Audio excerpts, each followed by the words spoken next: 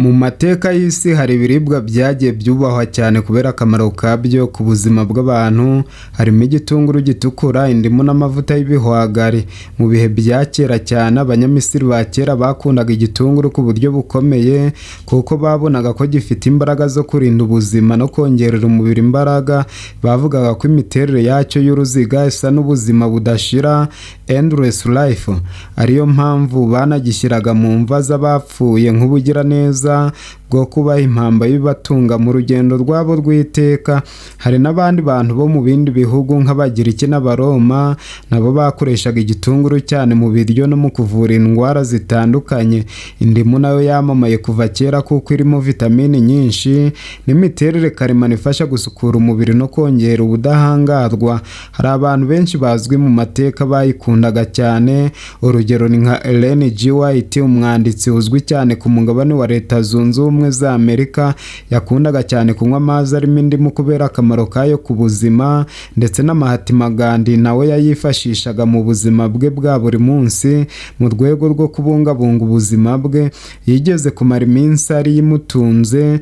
Amavuta y'ibihwagari nawe yabaye ingirakamaro mu mirire y'abantu benshi kubera ko ari amavuta meza afasha umutima gukora neza, agafasha amara gukora neza, kandi agafasha n'izindi ngingo z'umubiri nk'umwijima, urwagashya ndetse n'izindi ngingo nk'imitsi zituma umubiri ushobora gukoresha neza isukari na insuline.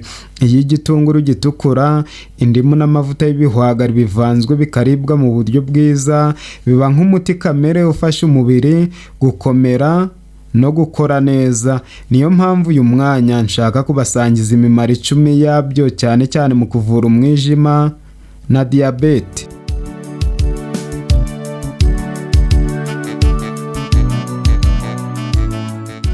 Aho wageze ni kuri Muganga Desire TV, umuyoboro ubagezaho ibiganiro bitandukanye byibanda ku buzima bwa buri munsi.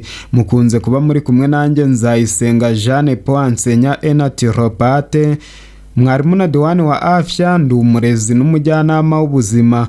Kanda subscribe n'inzogera uje ugira amahirwe yo kwibanira nanjye buri munsi muri ibi biganiro utapfa gusanga ahandi. Uhereye umwanya uragira amahirwe yo kujya ugezwaho izi mpanuro zamaze gukiza indwara nyinshi abantu babana natwe buri munsi. Ngaho ntiza amatwi twiganirire ku mimaro y'iyi salade igizwe n'indimu, igitunguru gitukura n'amavuta y'ibihwagari. Ku mwanya wa mbere, igitunguru gitukura, indimu n'amavuta y'ibihwagari ni salade ifasha cyane mu kugabanya isukari nyinshi mu maraso. Igitunguru gitukura kirimo intungamubiri n'imiti kamere ifasha umubiri gukora neza isukari, bityo kigafasha kugabanya ibyago bya diyabete. Indimu nayo ifasha mu kunoza imikorere y'igifu no gutuma isukari idahita izamuka cyane mu maraso. Amavuta y'ibihwagari arimo amavuta meza afasha umubiri gukoresha neza ingufu no kurinda imitsi y'amaraso kwangirika. Iyo ibi bintu bitatu bivanzwe bikaribwa kenshi mu buryo bwavuzwe, bifasha umubiri kuringaniza isukari mu maraso, bigatuma uwabikoresheje agira ubuzima bwiza kandi akirinda indwara zituruka ku isukari nyinshi.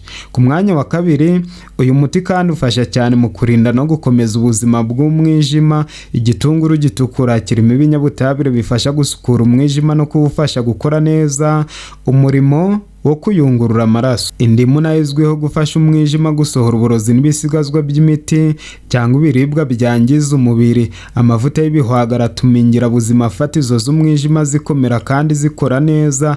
Iyo umuntu arya iyi salade kenshi, umwijima uraruhuka kandi ugakora neza, bigafasha umubiri wose kugira ubuzima bwiza.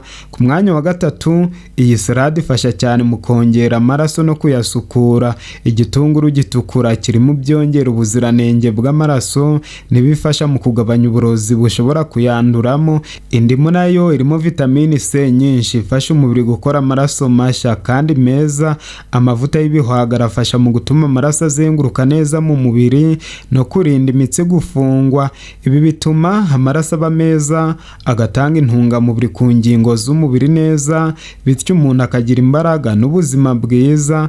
Ku mwanya wa kane, iyi salade ifasha cyane mu kunoza igogorwa ry'ibiribwa.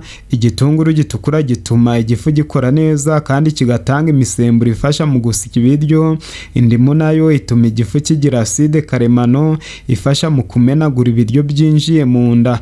Amavuta y'ibihwagari afasha mu koroshya inzira y'igogorwa no gutuma ibiryo bisohoka neza mu mara. Iyo ibi bintu bihujwe bifasha umuntu kwirinda impatwe, kubyimba inda cyangwa kugubwa nabi mu gifu. Ku mwanya wa gatanu, iyi salade kandi ifasha mu kongera ubudahangarwa bw'umubiri. Igitunguru gitukura kirimo intungamubiri n'imiti kamere ifasha umubiri kurwanya mikorobi n'indwara zitandukanye. Indimu nayo ikungahaye kuri vitamini C ifasha umubiri gukomera no kurwanya indwara z'ubukonje n'izindi ndwara zanduza. Amavuta y'ibihwagari atuma umubiri ubasha gukoresha neza izo ntungamubiri, bigatuma ubudahangarwa bwiyongera neza. Iyo umuntu ayikoresha kenshi, umubiri we uba ufite imbaraga zo kurwanya indwara nyinshi. Ku mwanya wa gatandatu, uyu muti ushobora no gufasha mu kubungabunga umuvuduko ukabije w'amaraso. Igitunguru gitukura gifasha kuruhura imitsi y'amaraso no gutuma amaraso atembera neza mu mubiri. Indimu nayo ifasha kugabanya ibinure byinshi mu maraso bishobora gutera umuvuduko ukabije w'amaraso. Amavuta y'ibihwagari arimo amavuta meza afasha kurinda imitsi y'amaraso kwangirika. Iyo ibi bintu bikoreshejwe hamwe bituma umutima n'imitsi bikora neza, bigafasha kugabanya ibyago by'indwara z'umutima. Ku mwanya wa karindwi, iyi salade ifasha cyane mu kugabanya ibinure byinshi mu mubiri. Igitunguru gitukura gifasha mu gutwika ibinure byarenze urugero mu mubiri. Indimu nayo ifasha umubiri gusohora ibinure n'uburozi binyuze mu mikorere myiza y'igifu n'umwijima. Amavuta y'ibihwagari arimo amavuta meza afasha umubiri gukoresha ibinure neza aho kubibika byinshi. Ibi bituma umuntu ugikoresha agira ibiro bingana neza kandi akirinda indwara zituruka ku binure byinshi. Umwanya wa munane, iyi salade ifasha mu kurinda indwara zifata imitsi n'ingingo z'umubiri. Igitunguru gitukura kirimo imiti kamere ifasha kugabanya uburibwe no kubyimba mu ngingo. Indimu nayo ifasha mu gusukura amaraso no kugabanya uburozi bushobora gutera uburwayi bw'ingingo. Amavuta y'ibihwagari afasha gutuma ingingo zigira amavuta ahagije ku buryo zigenda neza. Ibi bituma umuntu agira ingingo zikomeye kandi zigakora neza. Ku mwanya wa 9, iyi salade ifasha mu kongera imbaraga n'ingufu z'umubiri. Igitunguru gitukura gifasha umubiri gukoresha neza intungamubiri zituruka mu biryo. Indimu nayo ifasha mu gutuma umubiri winjiza neza vitamine n'imyunyu ngugu. Amavuta y'ibihwagari atanga ingufu zifasha umubiri gukora imirimo ya buri munsi. Iyo ibi bintu bihujwe bituma umuntu agira imbaraga nyinshi kandi akumva umubiri we umeze neza. Ku mwanya wa 10, uyu muti ushobora no gufasha mu kurinda indwara nyinshi ziterwa n'uburozi mu mubiri. Igitunguru gitukura gifasha gusukura amaraso no gukuramo ibintu byangiza umubiri. Indimu nayo ifasha mu gusohora uburozi mu mubiri no gutuma umwijima ukora neza. Amavuta y'ibihwagari atuma intungamubiri zikoreshwa neza mu mubiri kandi agafasha kurinda ingirabuzima fatizo kwangirika. Iyo ibi bintu bitatu byifashishijwe neza, bifasha umubiri kwisukura, kwirinda indwara no gukomeza ubuzima bwiza igihe kirekire. Icyakora mumenye ko umuntu ushaka gukira indwara nyinshi, imiti yakoresha yose atari imukiza gusa, ahubwo agomba kubahiriza n'aya mahame y'ingenzi agizwe no gutora akamenyero ko kubyuka anywa amazi y'akazuyaze, hashira isaha imwe akarya ibyo kurya bitunganyije neza birimo intungamubiri umubiri ukeneye kugira ngo umuntu abashe gutangira neza umunsi no gukomeza ubudahangarwa bw'umubiri bwa bundi bushinzwe gukumira no kurwanya indwara zitandukanye.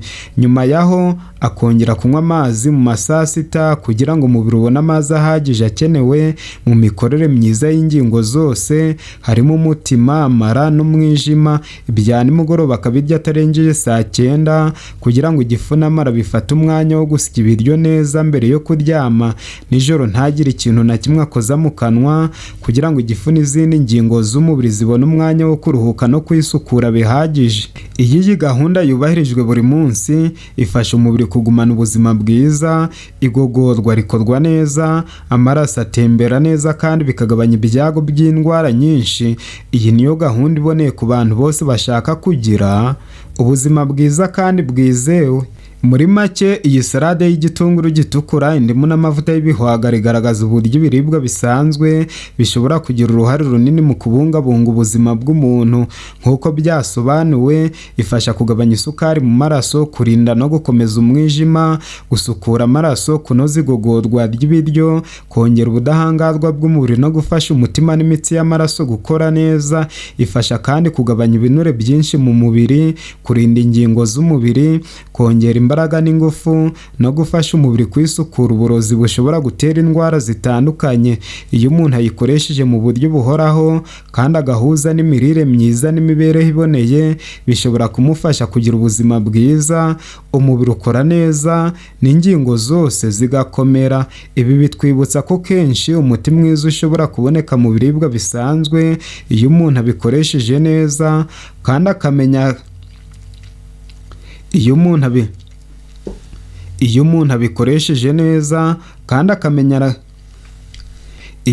abikoresheje neza kandi akamenya akamaro kabyo ku mubiri. Nshuti bavandimwe, tubashimiye yuko mudahwema kubana natwe buri munsi uko bukeye n'uko bwije. Mwigiriye neza ubwo mwakandaga subscribe n'inzogera kuri uyu muyoboro wa Muganga Desire TV.